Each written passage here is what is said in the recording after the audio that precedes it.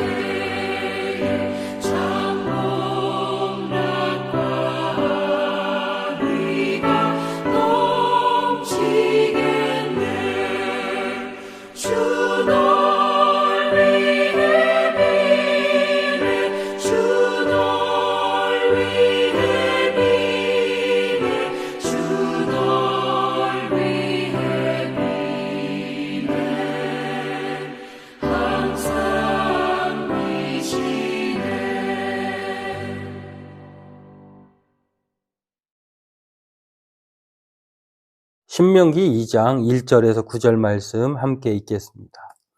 우리가 방향을 돌려 여호와께서 내게 명령하신 대로 홍해길로 광야에 들어가서 여러 날 동안 세일산을 두루 다녔더니 여호와께서 내게 말씀하여 이르시되 너희가 이 산을 두루 다닌 지 오래니 돌이켜 북으로 나아가라. 너는 또 백성에게 명령하여 이르기를 너희는 세일에 거주하는 너희 동족 에서의 자손이 사는 지역으로 지날진대 그들이 너희를 두려워하리니 너희는 스스로 깊이 삼가고 그들과 다투지 말라.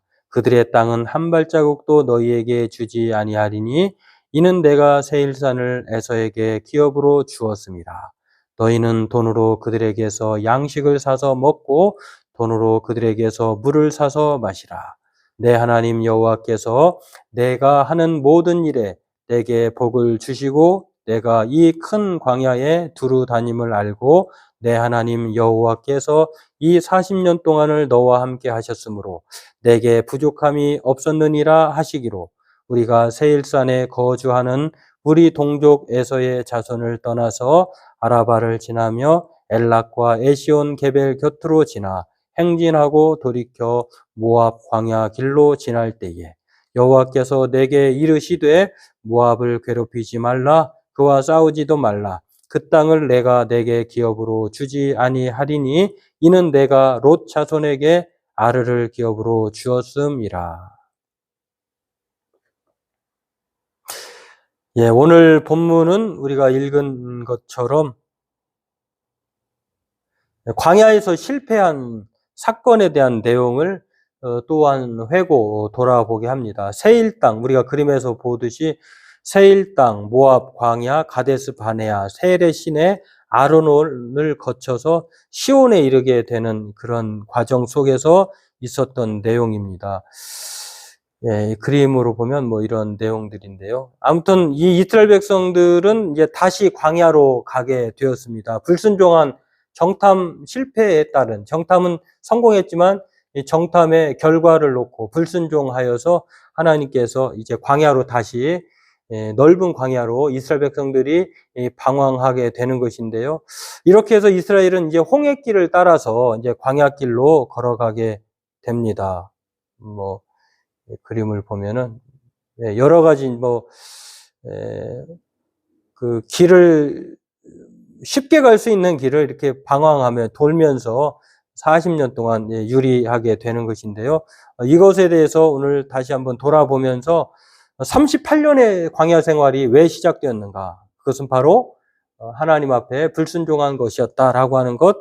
이것은 어떻게 보면은 38년이라고 하는 세월이 정탐한 그 하루하루가 1년으로 치어가지고 그렇게 고난의 징벌의 시간이 되었는데요.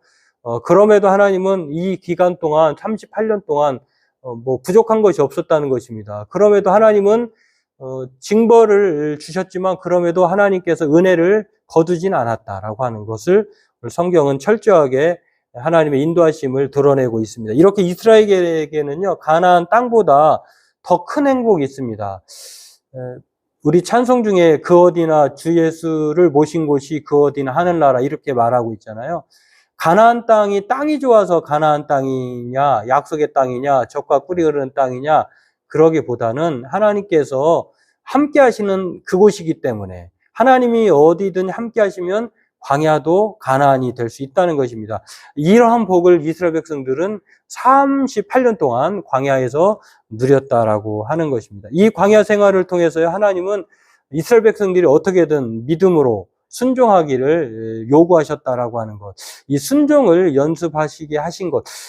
광야에서 철저하게 순종하지 않으면 이 가나안 땅에서의 삶이 뭐 여러 가지 쉬운 삶이 아닌데 그러한 삶을 이겨낼 수 있을까? 어쩌면 하나님께서는 더 큰 뜻이 이 광야의 삶을 통해서 있었다는 것을 또 알 수가 있습니다. 이렇게 오늘 본문은요, 이스라엘의 잘못으로 광야 생활이 시작되었지만 하나님은 여전히 이스라엘과 동행하셨고 또 사랑하셨다는 것을 가르쳐 줍니다. 오늘 저와 여러분들도 하나님의 복을 얻기 위해서는 순종이 또한 신뢰가 있어야 한다는 것들을 생각하면서 늘 그 하나님을 기억하고 하나님은 한 번도 우리에게서 시선을 떼지 아니하시고 또 우리를 인도하시는 것을 늘 하나님의 은혜로 또 우리는 그렇게 살아가고 있다는 것을 생각하면서 저와 여러분들이 날마다 하나님을 굳건히 믿고 순종의 삶으로